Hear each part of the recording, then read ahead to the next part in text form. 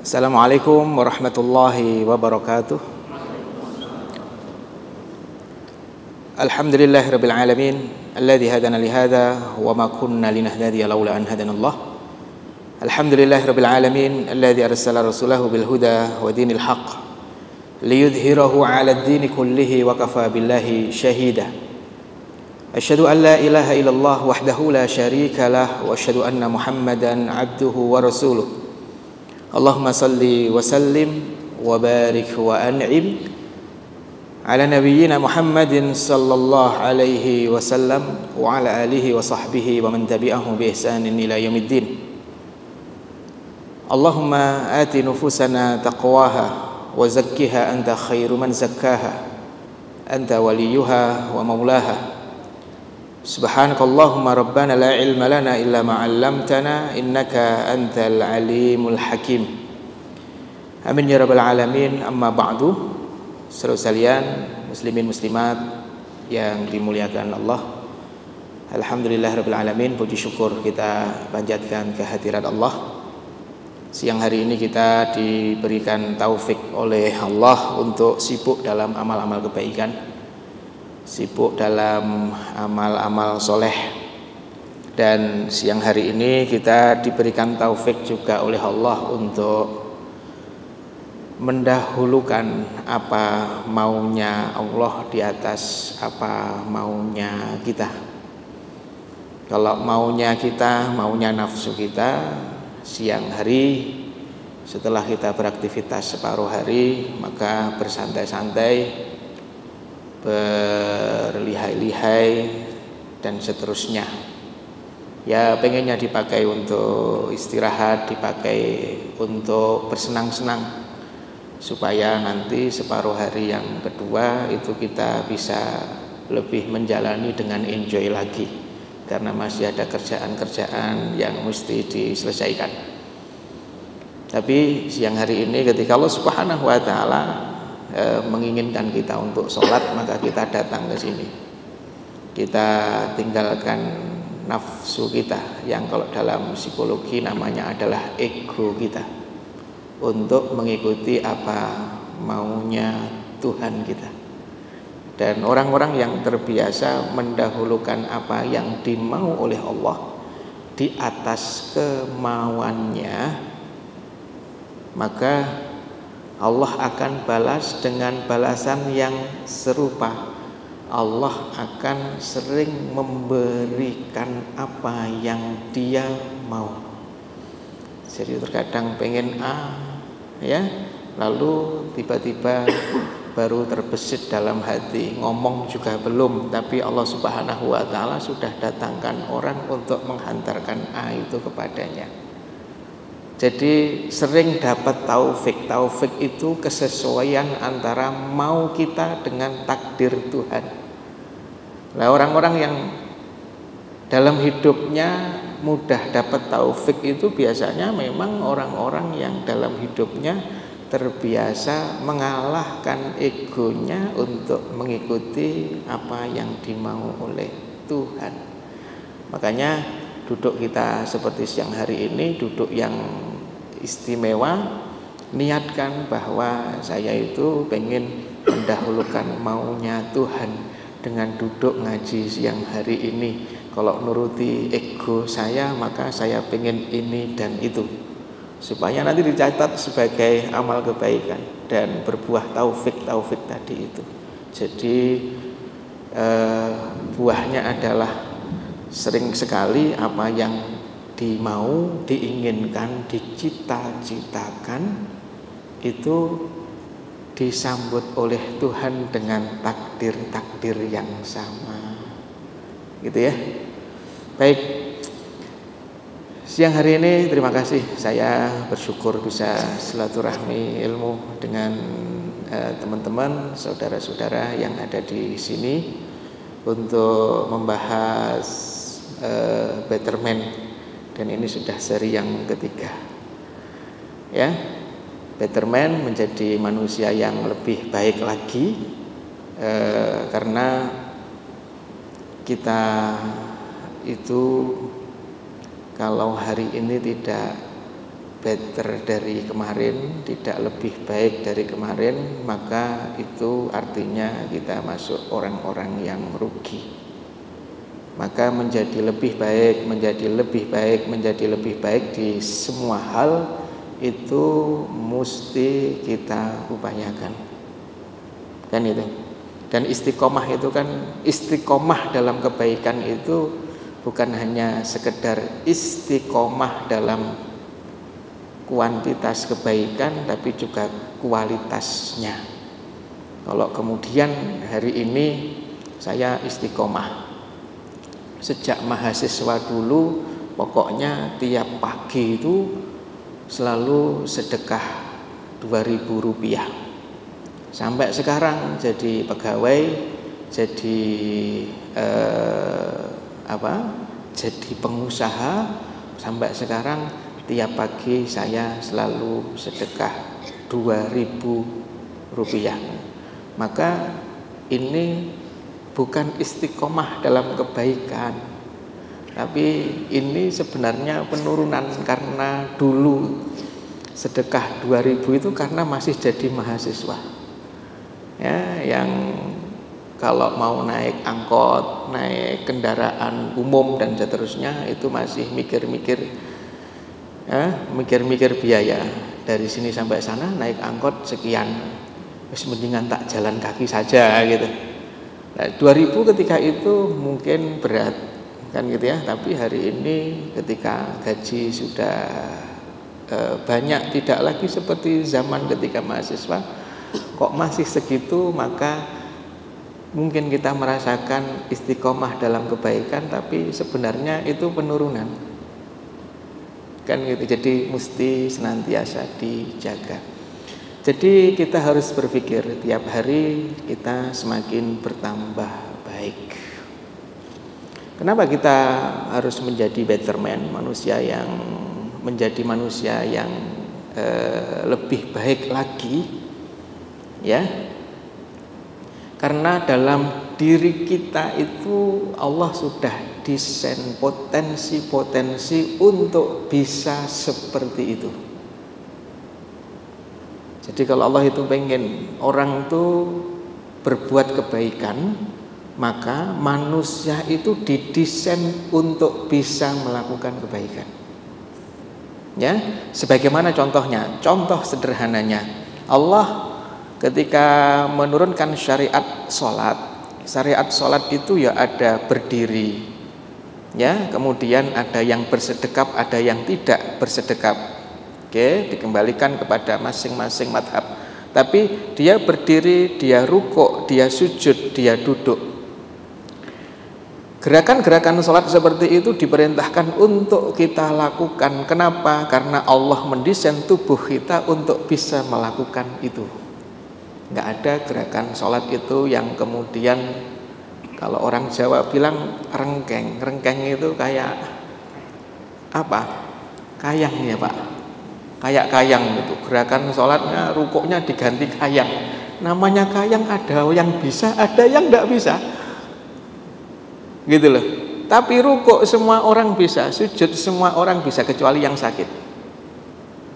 Kan gitu. Gimana kalau orang tuh gemuk kemudian disuruh kayang karena gerakan sholatnya harus begitu kan? Artinya gini, artinya ketika Allah memerintahkan manusia untuk melakukan sesuatu, maka Allah sudah desain manusia itu untuk bisa mengerjakan sesuatu tersebut. Nah itu, sholat gerakannya begitu, maka Allah kasih ya tulang-tulang persendian yang memang bisa dilipat, ya, bisa digerakkan sesuai dengan gerakan-gerakan sholat. Nah, saudara sekalian yang dimuliakan Allah, ketika Allah itu pengen kita itu menjadi manusia yang baik, yang lebih baik, nah, gitu ya, yang lebih baik. Lebih baik itu berarti bisa jadi sebelumnya tidak baik, kemudian sekarang baik, itu berarti lebih baik. Atau sebelumnya sudah baik, kemudian sekarang bertambah lagi kebaikannya, itu lebih baik. Nah, gitu ya. Maka itu semuanya karena Allah sudah ngasih potensi-potensi ya pada manusia itu untuk dia bisa terus bahkan setiap hari, setiap jam mengupgrade kebaikan-kebaikannya. Kan gitu. Nah, nanti akan kita bahas. Nah, kalau kita berubah menjadi manusia yang lebih baik, terus apa yang harus kita perbaiki dalam diri kita, nanti itu akan kita bahas. Kan itu. Tapi sebelum bahas itu, ya, sebelum bahas itu kita akan bahas menjadi manusia lebih baik. Caranya gimana? Caranya berarti kamu jangan jadi manusia yang buruk. Simpelnya begitu. Maka pertemuan kita siang hari ini adalah mengidentifikasi sifat-sifat yang buruk pada manusia itu apa sehingga kita menghindari. Kalau kita menghindari itu maka kita akan menjadi manusia yang lebih baik. Kan itu. Nah, nanti berikutnya kita akan bahas tentang apa? Tentang potensi-potensi yang sudah Allah hadirkan, Allah desain, Allah tanam dalam diri kita sehingga kita itu bisa kok jadi orang baik itu. Bahkan bisa terus mengupgrade kebaikan-kebaikan kita. Nah, caranya gimana? Apa yang harus kita perbaiki dalam diri kita? Nah, sehingga kita bisa menjadi orang baik. Apa yang harus kita perbaiki adalah kebersihan wajah kita. Apa yang harus supaya kita jadi orang baik? Apakah penampilan kita? Atau apa? Maka itu nanti akan kita bahas. Berarti kita harus mengenal diri kita. Karena yang akan kita perbaiki itu dan akan terus memperbaiki diri adalah itu berarti kita harus kenal diri kita. Dan pada kenyataannya kita itu seringnya sudah usia di atas 30, sudah banyak relasi, sudah banyak teman, kenal ini, kenal itu, dan seterusnya. Tapi kita itu lupa mengenali diri sendiri. Akhirnya yang terjadi adalah kita itu nggak harmonis dengan diri kita. Efeknya ya akhirnya dengan orang lain nggak harmonis, apakah itu pasangan atau itu teman kerja dan seterusnya, kan gitu. Maka kita harus paham tentang tentang konsep mengenali diri itu, karena itu yang akan kita bawa menuju kepada kebaikan ya. Contoh simpelnya bahwa tidak sedikit ternyata orang itu sudah kenal sana, kenal sini, kenal banyak orang tapi lupa kenal diri itu. Salah satu contohnya itu dia sering mengalami kebingungan. Ya, dan yang lebih parah lagi, dia itu bingung kenapa dia bingung. Ya, duit banyak. Ya, kemudian yang dipakai untuk kebutuhan bulanan, yang ditabung banyak, kan gitu. Tapi hidupnya masih bingung apa sebenarnya yang terjadi dalam dirinya. Ya, semua yang diperlukan untuk perbaikan fisik, ya, mulai dari rambut sampai merapikan kuku di kaki sudah dimiliki, tapi kadang masih terjangkiti kebingungan dan seterusnya. Ditambah lagi bingung, kenapa ya saya ini kok bingung, Mbak, kenapa saya lagi bingung, Mbak? Loh, kenapa kok bingung, ada apa? Lah saya nggak tahu, ya, nggak tahu ada apa, kok tiba-tiba bingung. Lah ini kita itu sudah menempati, sudah pakai diri kita lebih dari 30 tahun tapi nggak kenal diri kita. Padahal itu nanti yang akan Nah, kalau kita akan memperbaiki diri, itu nanti yang akan kita perbaiki. Gitu loh. Jadi betterment, nanti goalnya sampai kita menjadi manusia yang bahagia. Nah, gitu ya. Baik. Jadi itu nanti. Nah, siang hari ini kita akan bahas yang simple saja, ya, logikanya menjadi lebih baik, gitu ya. Berarti caranya gimana? Ya jangan melakukan keburukan, ya, jangan jadi orang yang buruk, jangan jadi orang yang jahat. Kalau pengen jadi orang baik, jangan jadi orang jahat, kan gitu. Nah, terus orang yang buruk, orang yang jahat itu seperti apa? Nah, paling adil kalau kita pakai deskripsi yang sudah dibuat oleh Nabi, ya, bukan deskripsi buruk yang dibuat oleh manusia. Kalau manusia itu kadang relatif, ya, baik cuma dia nggak sesuai dengan kepentingan kita, ya bisa saja kita anggap orang itu buruk. Manusia kan begitu menilainya. Jadi subjektivitasnya tinggi, ya, relatif. Kalau dia musuh tapi statementnya kok sama dengan saya, loh, itu bisa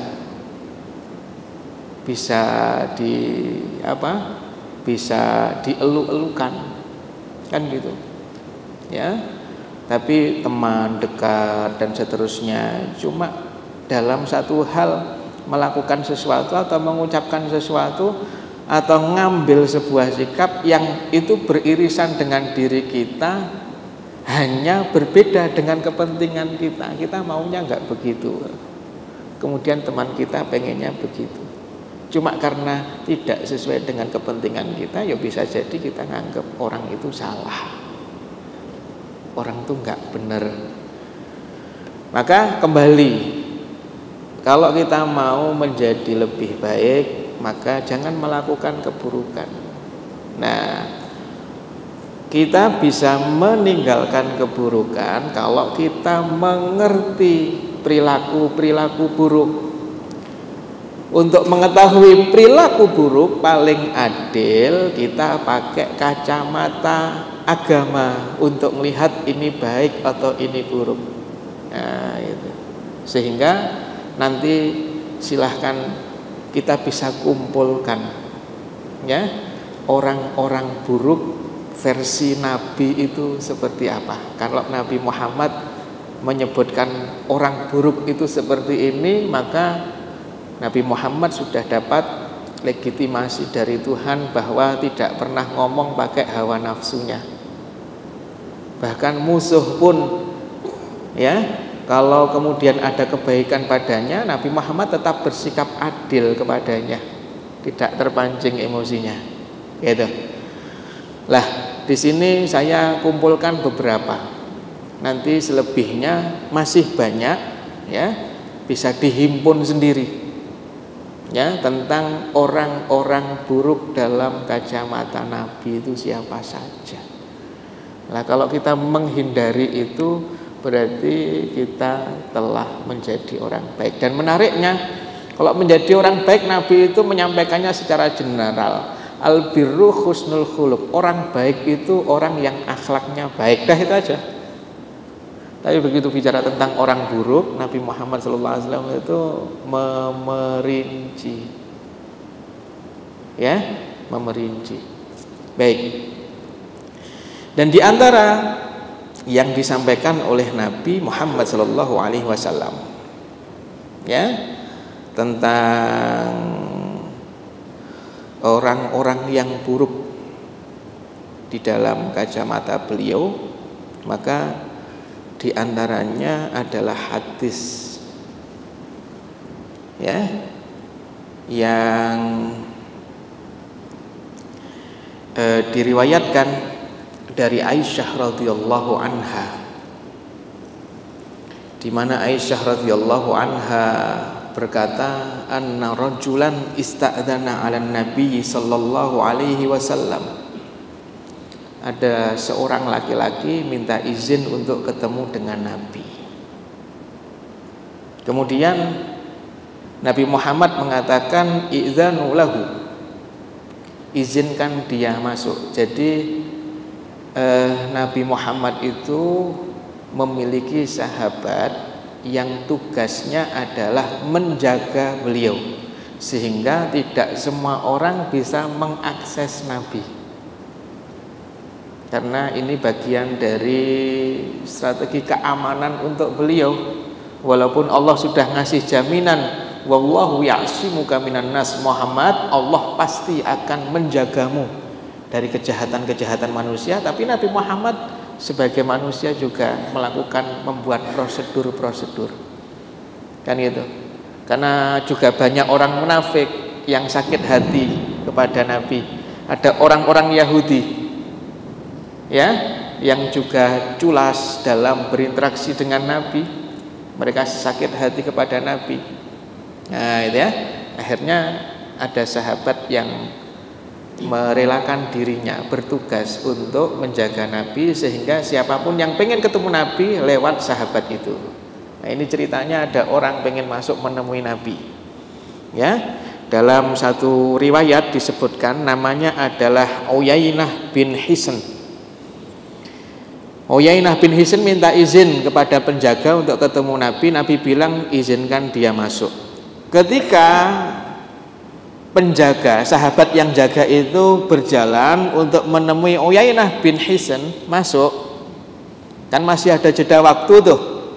Sedangkan Nabi masih bersama dengan sahabat-sahabatnya. Di situ ada Aisyah radhiyallahu anha. Maka Nabi itu berkata, fala bi'sa ibnul Usyairah au bi'sa rajul al Usyairah.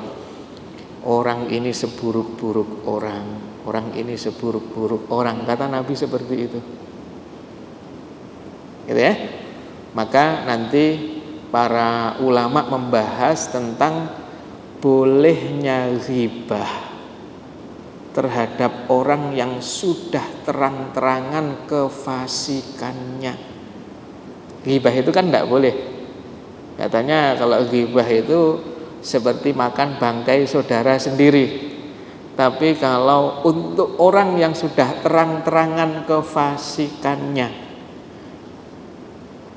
dan besar bahayanya, maka berdasarkan hadis ini diperbolehkan. Tapi diperbolehkannya karena pengecualian. Lah, yang diperbolehkan dengan pengecualian itu bolehnya enggak boleh seluas-luasnya. Paham? Karena dikecualikan. Kamu enggak boleh makan daging babi kecuali mutor, dalam kondisi terpaksa. Udah nggak ada yang bisa dimakan. Nah, gitu ya. Mau nangkep ayam, ayamnya lari. Mau taruhlah di hutan atau ke negeri, nggak ada makanan kecuali itu. Emang ada negeri yang kayak gitu? Taruhlah ada. Karena saya pengen menyampaikan kaidah ini. Kan nggak boleh makan daging babi. Nggak ada di negeri itu makanan kecuali daging babi dan olahannya serta turunannya. Nggak ada kecuali itu. Nah, itu ya. Berarti dia boleh makan itu, tapi bolehnya karena pengecualian. Lah, boleh karena pengecualian itu nggak bisa seleluasa hati. Tetap harus ada batasannya. Ya. Oh, mentang-mentang boleh kemudian makan daging babi dengan lahapable begitu. Wah, wah itu. Mumpung boleh, lah itu beda. Nah, ini mumpung boleh ghibah nih, yuk kita nggak boleh. Jadi harus tetap ada batasannya. Nah, berdasarkan hadis ini Nabi ngerti Uyainah bin Hisn ini, bahkan nanti ketika Nabi wafat Uyainah bin Hisn itu murtad. Kemudian dijadikan tawanan perang oleh Abu Bakar. Karena kalah dalam peperangan, ikut bersama dengan orang-orang yang murtad gitu. Jadi akhlaknya begitu. Uyainah bin Hisn ini. Makanya Nabi mengatakan ini seburuk-buruk orang ini. Nah itu. Nah begitu penjaga itu sudah manggil Uyainah bin Hisn, kemudian Uyainah bin Hisn kan datang menemui Rasulullah SAW. Falamma dakhala alaihi, ketika Uyainah menemui Rasulullah SAW, ala nalahul qaul, maka Rasulullah SAW berlemah lembut saat ngobrol dengan Uyainah bin Hisn.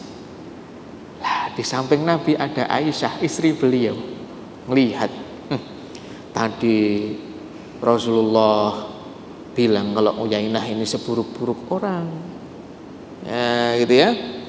Tapi kok kemudian sekarang Nabi ngobrolnya kok nggak menunjukkan kalau Nabi itu benci, nggak suka gitu loh sama Uyainah. Ini hebatnya Rasulullah ini. Dan itu. Nah, maka hal itu kemudian mendorong Aisyah tidak kuasa untuk menahan penasaran. Daripada aku penasaran, mendingan aku tanyakan saja. Jadi Aisyah itu begitu. Ya, daripada penasaran, muncul prasangka-prasangka yang tidak, wong nggak tahu, mendingan tak tanya saja pada Rasulullah. Nah, itu. Maka Aisyah mengatakan, "Ya Rasulullah, qulta lahu alladhi qulta, thumma alanta lahul qaul." Wahai Rasulullah, tadi engkau bilang sebagaimana yang engkau bilang tentang Uyainah bin Hisn, seburuk-buruk orang, tapi kok engkau ngobrolnya dengan Uyainah itu kok berlemah lembut dan seterusnya.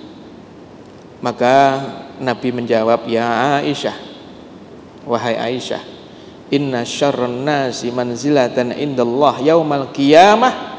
Sesungguhnya orang yang buruk sekali, seburuk-buruk manusia nanti di sisi Allah pada hari kiamat, seburuk-buruk manusia. Ini kita tidak bicara mukmin kafir, tidak loh. Ini orang Islam.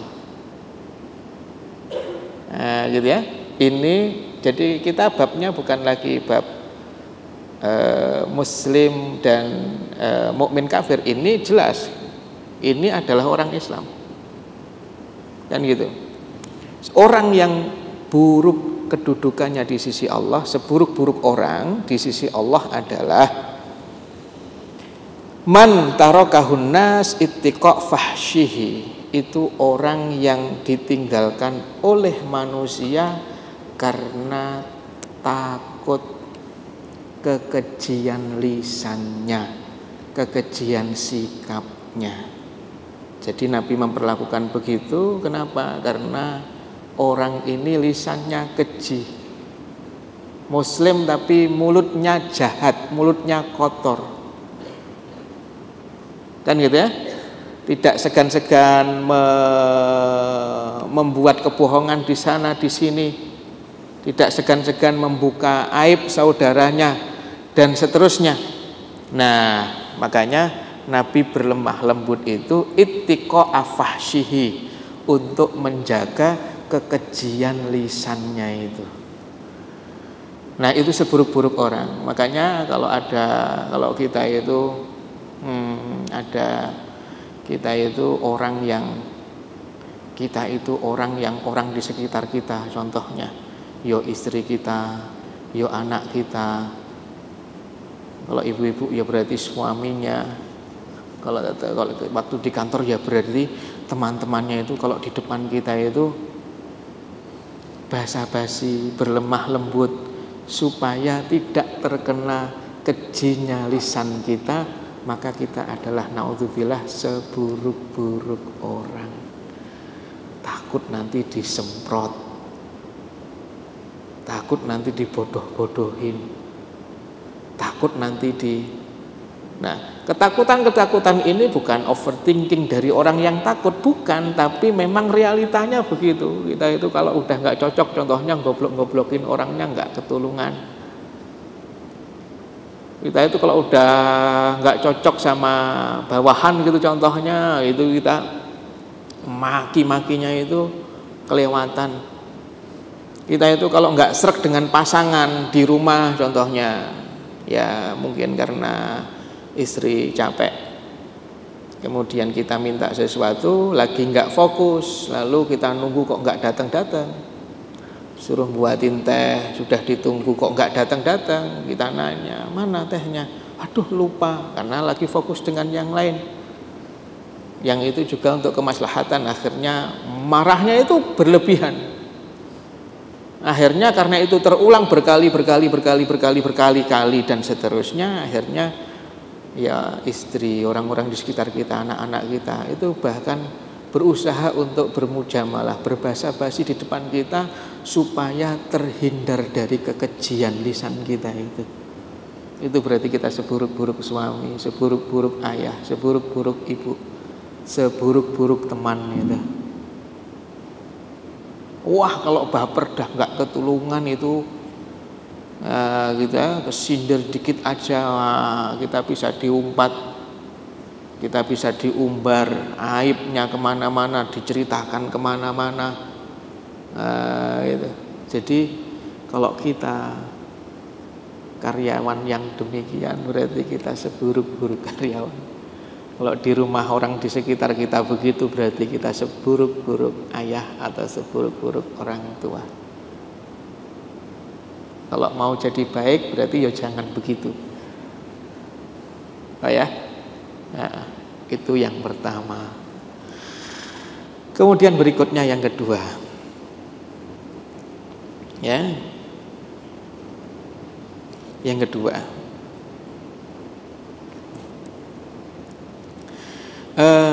Rasulullah Muhammad sallallahu alaihi wasallam dalam hadis yang diriwayatkan oleh Imam At-Tirmidzi, ya, dalam sunannya, dari Abu Hurairah radhiyallahu anhu,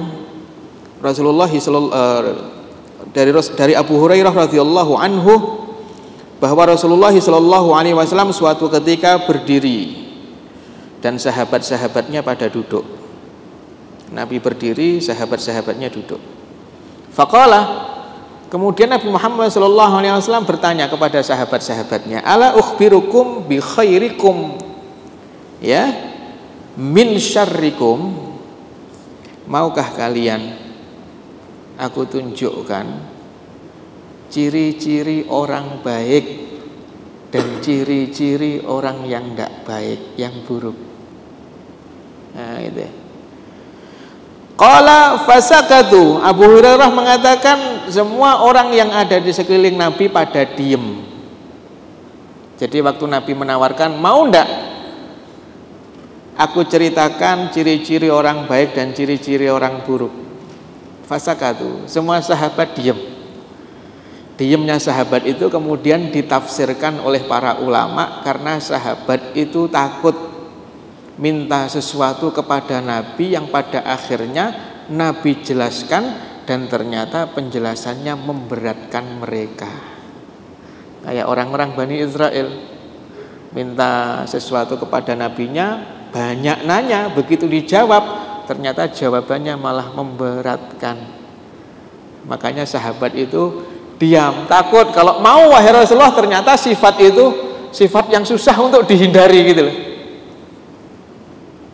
Nah, itu ya, fasakatu. Maka mereka diamlah. Diamnya para sahabat itu ditafsirkan oleh para ulama kalau sahabat itu khawatir jangan-jangan minta sesuatu begitu dijelaskan oleh Nabi susah untuk ditinggalkan atau susah untuk dikerjakan.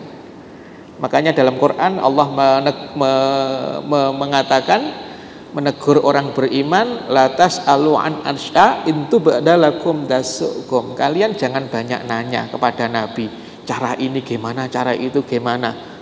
Kenapa? Nanti kalau dijelaskan oleh Nabi maka akan memperberat kalian. Udah, yang disampaikan oleh Nabi kalau itu perintah kerjakan, yang dilarang oleh Nabi kalau itu larangan kamu tinggalkan semampu kamu. Jangan banyak nanya, nanti didetailkan oleh Nabi kamu malah kesusahan, kesulitan. Itu ya. Contohnya ketika Nabi mengatakan, wahai Rasulullah, kita lagi sahabat ngomong, Rasulullah, kita ini lagi di atas perahu, minuman kita tinggal sedikit, nggak ada air yang bisa kita gunakan untuk wudhu kecuali air laut. Maka Nabi mengatakan laut itu airnya suci, bangkai binatang yang hidup di laut pun juga halal. Kata Nabi begitu. Kan gitu. Maka sahabat, oh berarti air laut itu suci. Dah itu aja. Sahabat nggak memerinci. Rasulullah, gimana kalau yang di pantai itu loh Rasulullah? Itu kan udah deket-deket dengan tanah. Nah itu kadang kan kotor kan di sana itu. Nah itu tuh gimana? Kalau bertanya memerinci seperti itu, kan dijelaskan oleh Nabi malah akan mempersulit kamu. Udah, pokoknya laut itu suci airnya, selesai. Itu ya. Lah ini sahabat itu diam. Begitu diam, faqala dzalika bisalah samarat. Nabi menawarkan itu 3 kali. Mau ndak aku ceritakan ciri-ciri orang baik dan ciri-ciri orang buruk? Karena diulang 3 kali, maka salah seorang sahabat faham, oh ini Nabi menawarkan dan Nabi membutuhkan jawaban kita. Kan gitu ya. Dan Nabi sudah ngukur bahwa ini tidak memberatkan kita. Makanya sahabat itu mengatakan, bala ya Rasulullah akhbirna bi khairina min syarrina. Ya. Baik wahai Rasulullah, ceritakan kepada kami ciri-ciri orang baik dan ciri-ciri manusia yang buruk. Maka Rasulullah SAW mengatakan, ya, khairukum, ya, orang yang baik di tengah-tengah kalian itu mayyurja khairuhu wa yu'man syarruhu. Orang di sekitarnya itu selalu berharap kebaikannya. Ada masalah begini, udah nunggu Pak Fulan. Beliau orangnya baik, insya Allah masalahnya selesai, ada solusinya. Wa yu'man syarruhu, dan orang-orang itu aman dari keburukannya. Udah itu ciri orang baik itu. Jadi kalau ada sesuatu kemudian ngapain sih kayak gini aja kok nunggu saya? Nah itu, Bu ya kamu kerjakan sendiri kan bisa. Ndak Pak, kita minta solusi dari Bapak begini. Kalau itu memang kita itu kebiasaannya selalu gitu. Ada masalah itu kita selalu ngasih jalan terang. Kita tidak gampang mengumpat, tidak gampang berkata-kata kasar, mencemooh dan seterusnya, bahkan ngasih solusi. Itu akhirnya orang-orang itu nyaman. Begitu nyaman tuh maka selalu berharap ada Pak Fulan ini selesai. Itu ada Anda Bu Fulan ini akan, Bu Fulanah ini akan selesai. Kita nunggu Pak Fulan aja deh. Gitu. Beliau itu solusinya banyak. Gitu. Kalau begitu berarti dia orang baik. Lah kebalikannya Nabi mengatakan wasyarrukum, dan orang yang buruk di antara kalian adalah man la yurja khairuhu, orang lain itu tidak berharap kebaikannya. Wis ndak usah minta sama itu, ntar kalau dikasih gitu ya, itu kamu juga disakiti, gitu ya. Udah nggak usah minta sama itu, nggak usah ke sana. Oke, punya solusi sih punya, tapi nyakitinnya itu loh, kata-katanya itu loh nyelekit, gitu. Itu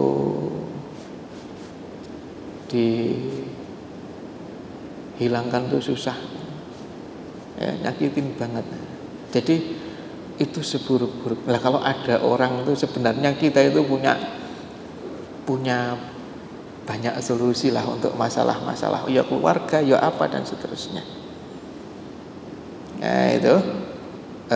Tapi kemudian orang udah nggak usah ke situ.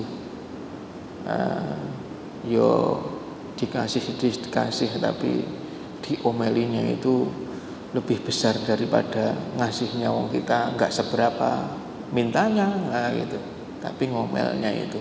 Kalau di rumah juga begitu. Di rumah begitu anak pengen ini pengen itu, bilang kepada mamanya gitu, ya. Kemudian dia bilang aku mau minta sama Abi, mau minta sama ayah gitu contohnya. Kemudian istri mengatakan nggak usah minta sama ayah. kan gitu. Wong ayahmu itu masih repot, masih ngantuk, masih tidur, udah kamu kerjakan aja sendiri. Nah sebenarnya apa? Istri mengatakan begitu itu karena apa? Karena nggak berharap kebaikan suami kepada anak. Kenapa? Ntar kalau tidur kayak gini, pengalaman-pengalaman, kalau dibangunin pasti ngomel-ngomel. Itu layur khairuhu, orang yang tidak diharapkan kebaikan-kebaikannya itu. Udah lain kali taruhlah urusan neduhin jemuran ketika hujan itu, minta tolong sekali kepada suami padahal juga lagi nggak ngapa-ngapain,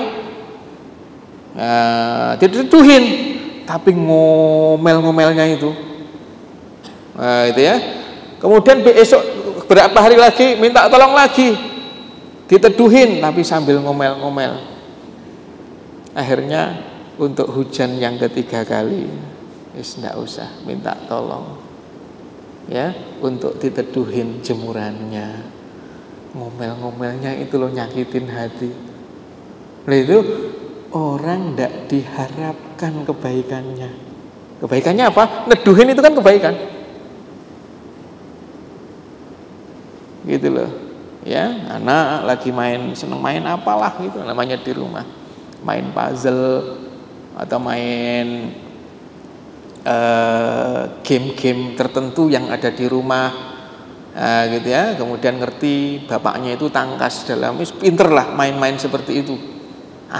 Tapi pengalaman-pengalaman kalau lagi tidur, padahal contohnya lagi tidur, ya, pengalaman-pengalaman sebelumnya begitu dibangunin itu justru malah marah-marah, ngomelnya itu kemana-mana, sampai yang nggak penting-penting itu disebut-sebut. Ya terulang 2 kali 3 kali, udahlah, jangan bangunin ayahmu biar dia tidur, ayahmu capek. Kalimat itu sebenarnya itu layar khaira ba'liha. Ini sebenarnya istri yang tidak mengharap kebaikan suami dalam membersamai anaknya itu. Kenapa kalau bangun kayak kemarin-kemarin itu hanya urusan mainan anak saja sampai bikin, ya, berantem beberapa hari, ya gitu contohnya. Jangan sampai kalau kita begitu berarti kita seburuk-buruk manusia. Ya, wala yu'man syarruhu, dan orang di sekitar kita itu nggak pernah merasa aman. Wah, kalau Pak ini datang nanti pasti akan begini, pasti akan begini. Dah, aku tak pura-pura ke toilet dulu deh. Nah, gitu tuh. Biar sampai masuk ke ruangan, kalau udah masuk ke ruangan aku tak balik ke ruanganku. Wah, itu. Itulah yu'man syarruh, itu seburuk-buruk orang itu. Ya, kalau itu masyhur. Bukan hanya pada kita, tapi ke semuanya pun juga seperti itu. Kan gitu. Jadi ini orang buruk. Kalau pengen baik jangan begini. Kalau pengen jadi suami yang baik, pastikan istri kita itu, ya, dia yarju khairona, selalu berharap kebaikan kita. Lagi ngantuk ya saat tidur juga baru setengah jam udah dibangunin. Tidur apa Pak? Tidur siang. Setengah jam udah cukup. Mau berapa jam? Itu ya. Ya kalau masih ngantuk bilang, waduh, Abi masih ngantuk, ayah masih ngantuk, ntar dulu kita main biar lebih seru ya. Itu. Jadi nggak nyolot-nyolot, nggak marah-marah. Itu.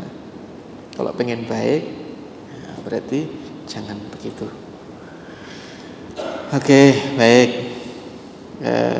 Saudara sekalian yang dimuliakan Allah, ini masih ada beberapa statement-statement Nabi yang saya himpun terkait dengan orang-orang yang buruk, yang kalau kita pengen baik ya jangan lakukan itu.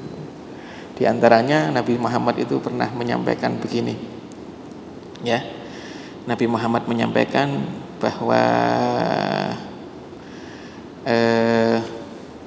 tajidu min syirarin nasi yaumal qiyamah indallah dzul wajhain. Orang yang buruk nanti pada hari kiamat itu, hari kiamat aja kelihatan buruk. Padahal hari kiamat itu sangat luas sekali, melebihi luasnya dunia. Itu nampak banget buruknya itu. Dan orang-orang tahu itu buruk. Apa? Siapa? Dzul wajhain. Orang yang punya dua wajah. Ya.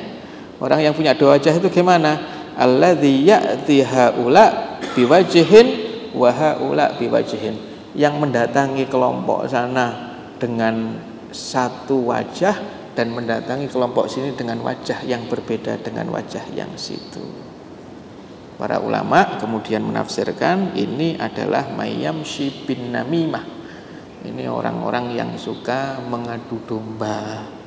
Tahu ada temannya si A sama si B lagi berantem.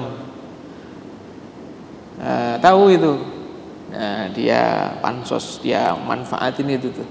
Datang ke A, ya, biwajihin, datang ke B, biwajihin akhir, datang ke A dengan satu wajah, datang ke B dengan wajah yang lain. Nah, ada juga Nabi dalam riwayat yang ini mengatakan datang ke A membawa perkataan B, datang ke B membawa perkataan A. Itu sering ngadu domba. Itu syirarul khalqi, ya, orang yang buruk. Nah, kalau pengen baik jangan suka mengadu domba. Ya, Nabi Muhammad mengatakan, man kana lahu wajhan, siapa orang yang punya dua wajah, nah, yang dengan dua wajahnya itu dia menyebar permusuhan antara teman, antara suami dengan istri dan seterusnya. Fid dunya, di dunia, kana yaumul qiyamah lisanani min nar, maka nanti di hari akhirat Allah akan berikan dua lidah api kepadanya. Jadi lidahnya punya dua dan dua-duanya dari api. Kebayang kan gitu. Jadi anggota tubuhnya aja udah panas karena dari api tadi itu. Nah, itu kan menunjukkan bahwa dia menyulut api permusuhan dengan dua wajah, ya, lewat media lidahnya itu. Ya, dan dalam riwayat Bukhari Muslim, Nabi ngasih memo, orang yang punya dua wajah tidak pantas diberi amanah, ya, tidak pantas. Nah, kalau pengen baik, ya jangan jadi orang yang suka mengadu domba. Nah, itu. Baik, kalau bisa datang ke sana dengan wajah yang baik, ya, untuk mereda emosi sana, datang ke B dengan wajah yang berbeda untuk mereda emosinya B, supaya A dan B itu kemudian rukun kembali. Demikian yang bisa saya sampaikan. Ada kekurangan, kekhilafan, mohon maaf ya. Yang ini kita cukup membahas tentang orang-orang yang buruk di mata Rasulullah SAW. Hindari itu agar kita menjadi better man. Demikian, terima kasih. Assalamualaikum warahmatullahi wabarakatuh.